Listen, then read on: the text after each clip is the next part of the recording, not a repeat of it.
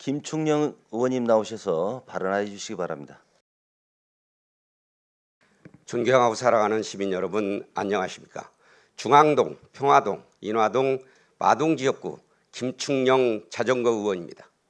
먼저 저에게 5분 발언을 할 수 있도록 배려해 주신 김경진 의장님과 선배 동료 의원님께 감사의 말씀을 드립니다. 예상치 못한 비상계엄으로 불안정한 현 시국을 잘 극복하고자 수고하시는 시민 여러분께 격려와 지지의 말씀을 전하며 발언을 시작하겠습니다. 저는 오늘 우리 사회의 가장 심각한 문제 중 하나인 저출산 문제 해결을 위해 익산시와 더 나아가 중앙정부의 적극적인 대책을 촉구하고자 합니다. 일반적으로 합계 출산율이 2.1명 이하로 떨어지면 인구의 자연 감소가 시작되고 1.3명 이하로 떨어지면 초저출산으로 간주합니다. 저출산 현상이 지속될 경우 장기적으로는 국가의 지속 가능성을 위협할 수 있으며 이는 경제 성장률의 둔화, 조세 수입의 감소와 연금, 의료비 등의 복지 지출 증가로 인한 불균형, 돌봄과 부양 의무에 대한 세대 및 사회 계층 간 갈등이 발생합니다. 2022년도 OECD 주요 국가별 출산율을 살펴보면 프랑스는 1.79명, 미국 1.67명, 독일 1.46명 등 대부분의 국가들이 한 명대를 유지하고 있는 반면 우리나라는 0.78명으로 그 어느 나라보다도 심각합니다.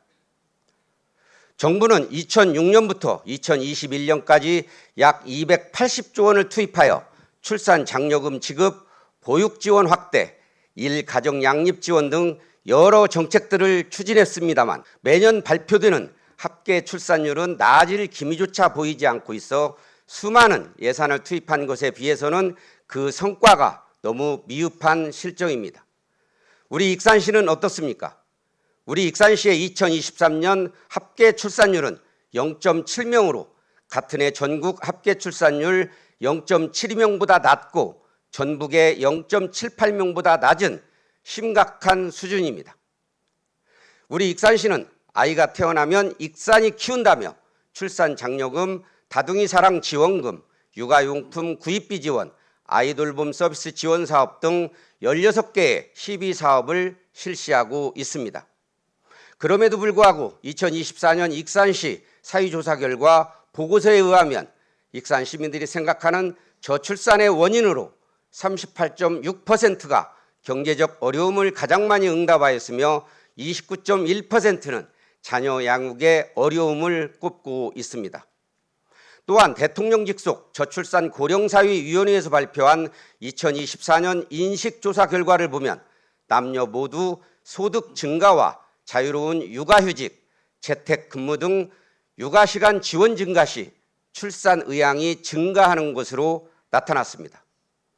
두 조사 모두 가장 필요한 것은 경제적 지원과 일가정의 양립 정책이라는 것입니다. 그러나 지난 24년 1월 우리 익산시는 저출산 문제 해결의 시작점인 결혼 친화적 사회 분위기 조성을 위해 결혼 축하금을 지원하겠다며 결혼을 앞둔 많은 신혼부부들에게 기대심을 심어주고는 몇 개월 만에 정책을 폐지하였습니다. 뚜렷한 정책 방향을 정하고 장기적인 로드맵을 수립하여 체계적으로 추진돼야 하는 정책이 손바닥 뒤집듯 쉽게 변경되는 걸 보며 우리 익산시의 정책은 철학이 없는 주먹구구식 탁상행정이라 생각할 수밖에 없습니다. 익산시는 정부가 미처 챙기지 못하여 발생하는 출산 정책의 사각지대를 보완하고 획기적이고 익산시의 특징을 반영한 저출산 정책을 발굴하여 결혼부터 임신, 출산, 양육까지의 로드맵을 하루빨리 수립하여야 할 것입니다. 아동 친화도시, 여성 친화도시, 가족 친화도시를 추구하는 익산시가 말뿐이 아닌 시민 모두의 피부에 와 닿는 실질적인 정책을 촉구하며 발언을 마치겠습니다. 시민 여러분, 새해 복 많이 받으십시오.